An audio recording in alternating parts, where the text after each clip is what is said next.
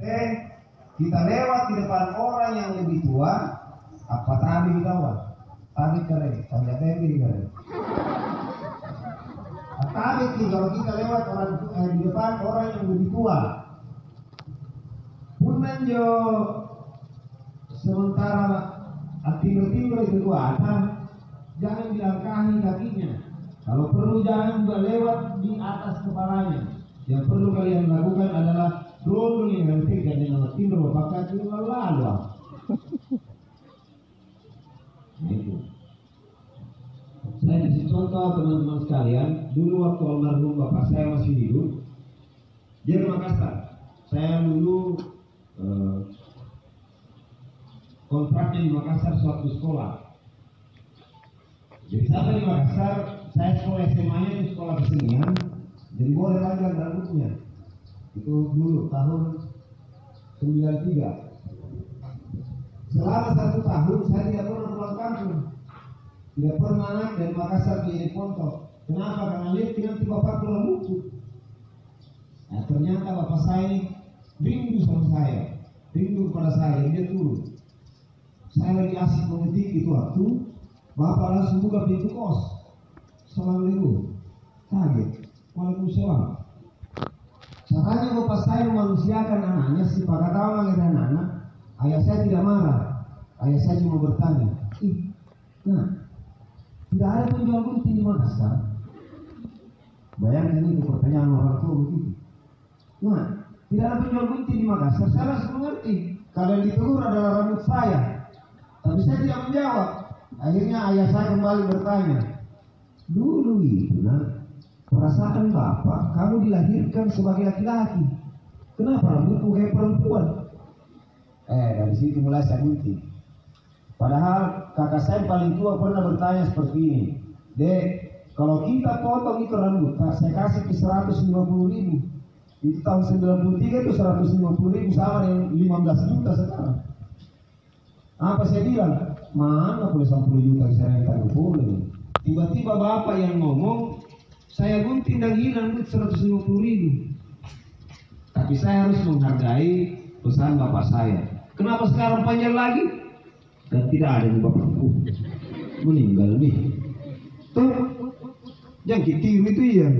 Pada itu nggak alasanku kenapa panjang rambutku, karena saya mau bikin peternakan kutu.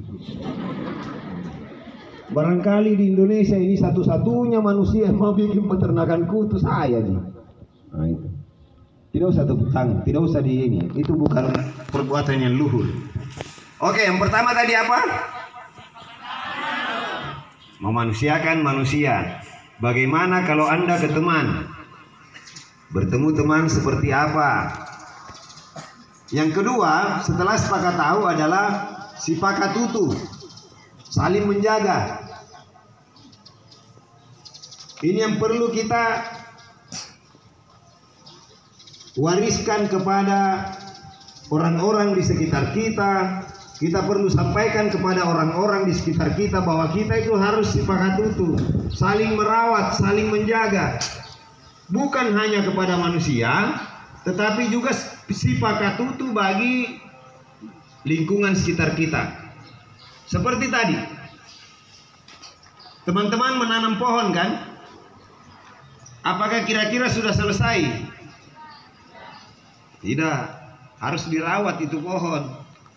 Kalau cuma menanam saja kemudian tidak dirawat, tidak diperhatikan, mati pohon itu, Anda memindahkan kehidupan menuju kematian sebatang pohon.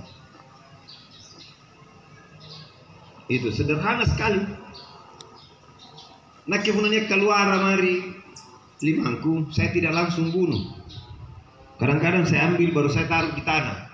Kecuali dalam keadaan tidur misalnya tiba-tiba sakit sekali langsung, ternyata semut. Saya sudah membunuh seekor semut. Kamu tuh menurut padahal biasa ini. Itu teman-teman sekalian. Yang kedua apa tadi?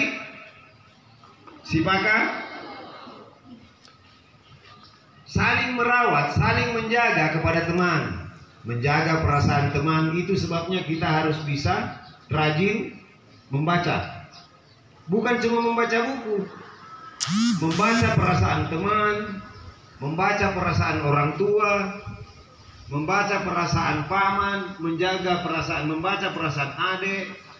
Membaca itu banyak sekali. Membaca pohon ini misalnya teman-teman sekalian. Pohon ini kalau kita tebang itu akan ada lingkaran di dalamnya.